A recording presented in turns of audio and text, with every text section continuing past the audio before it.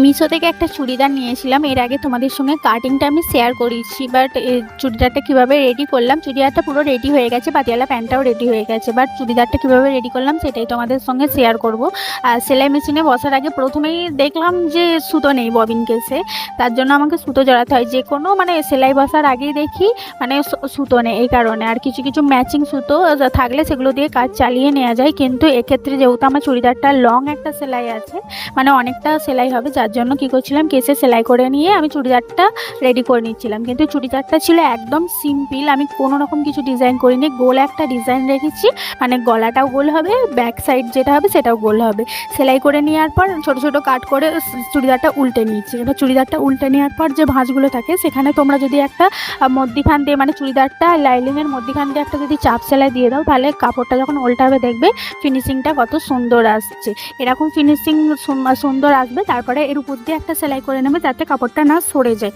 এইভাবে চুড়িদারগুলো রেডি করবে, দেখবে চুড়িদারে গলা বা পিঠে যাই হোক না, ফিনিশিং খুব সুন্দর আসবে।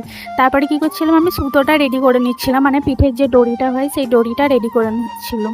যেহেতু ব্যাক সাইডটা দড়িটা না আগে রেডি করলে ব্যাক সাইডটা আমি করতে পারবো না, কারণ দড়িটা তো এই সেলাইয়ের সময় ঠিক করতে হবে। যাই হোক, এরকম দড়ি করা তোমরা কে মানে এখনও পর্যন্ত কে দড়ি করো, অনেকেই রেডিমেড ইউজ করে, কিন্তু এক্ষেত্রে দড়িগুলো রেডি করে মানে হাতে রেডি করলেই সব থেকে ভালো হয়। আর যেহেতু চুড়িদারটা খয়েরি ছিল, তাই দড়িটাও আমি একটু খয়েরি কালারই চেষ্টা করেছি। আর শিখতে এইভাবে উল্টে প্রথম করে নিয়েছি, দিয়ে দুটো সুতো আমি রেডি করে নিয়েছিলাম। রেডি করে নেওয়ার সময় দেখো ওর ভেতর দিয়ে এইভাবে দিলে কী করতে হয়, উল্টো কাপড়টা যখন উপর দিকে উল্টো দিকে উল্টাবে, তখন দেখবে ফিনিশিংটা কত সুন্দর আসবে। মানে একটু দড়িটা দেখেও মানে দেখাও যাবে না, আর প্লাস হচ্ছে দুদিকে সমানভাবে বসবে, ফিনিশিং ভালো আসবে। আর এইভাবে রেডি করার সময় একটা জিনিস খেয়াল করবে, আমার ক্ষেত্রে এটা অনেকবার হয়েছে, সেটা হচ্ছে আমি একটা সুতো লাগিয়ে দ্বিতীয় সুতোটা লাগাতে ভুলে গেছি, যার ফলে পুরো রেডি করার পর আমাকে আবার সেলাই খুলে ঠিক করতে হয়েছে। মানে এই সমস্যা আমার প্রায় হয়। তারপরে মধ্যিখানে যে এক্সট্রা কাপড় ছিল, সেই এক্সট্রা কাপড়টা কেটে নিতে হবে। কেটে নেওয়ার পর এখানে ছোটো ছোটো কাট দিয়ে দেবে, কারণ যখন উল্টাবে কাপড়টা, না হলে মানে ঠিকঠাক উল্টাবে না, ফিনিশিং ভালো আসবে না, কুঁচকে থাকবে। তার জন্য এরকম ছোটো ছোটো কাট দিয়ে তারপরে উল্টে নিলে ভালো হবে। গলাটা রেডি করার সময় যেমন আমি একটা করে মধ্যখান দিয়ে চাপ সেলাই দিয়েছিলাম, সেরকমই চাপ সেলাই দিয়ে রেডি করে নেবে। তারপরে হচ্ছে কাঁধটা জুড়ে নিচ্ছিলাম। কাঁধটা জুড়ে নেওয়ার পরে যে এক্সট্রা কাপড়টা থাকে, সেই এক্সট্রা কাপড়টা তোমরা কী করবে, কেটে দিতে পারো, আবার অনেকে ওখানে মুড়েও দিতে পারে। যাই হোক, আমি কেটে বাদ দিয়ে দিই। তারপর হচ্ছে হাতাটা রেডি করছিলাম। হাতাটা যেহেতু একদমই সিম্পল হবে, যার জন্য আমি কিছুটা লেস কিনে এনেছিলাম।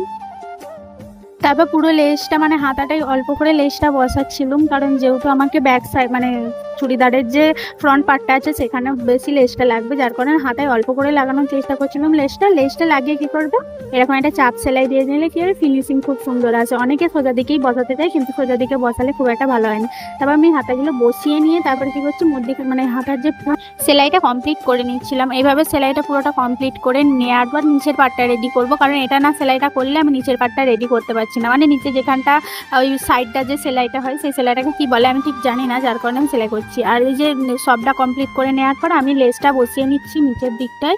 এই দিকটা লেসটা বসার, আর একটা দিক যেহেতু আমার কাছে লেসটা অনেকটাই কম ছিল, যার কারণে আমাকে এই জিনিসটা করতে হয়েছিল যে আমার এক দিকটায় লেস বসিয়েছিলাম, দুদিকটা আমি লেস বসাইনি। মানে সামনে ফ্রন্ট পার্টটা লেস বসিয়েছিলাম, দুদিকটায় লেস বসাইনি। জামাটা পুরো রেডি করার পর এরকম একটা ফিনিশিং এসেছিলো। যেহেতু আমি বলেছিলাম জামাটা পুরো একদম সিম্পল করেছি, হাতাটা এরকম লেস বসিয়েছিলাম আর জামার তলাটা এরকম লেস বসিয়েছিল। এই জামাটা তোমাদের তৈরি করাটা কেমন লাগলো অবশ্যই জানিও। তৈরি করার পর ফিনিশিংটা এরকম এসেছিলো।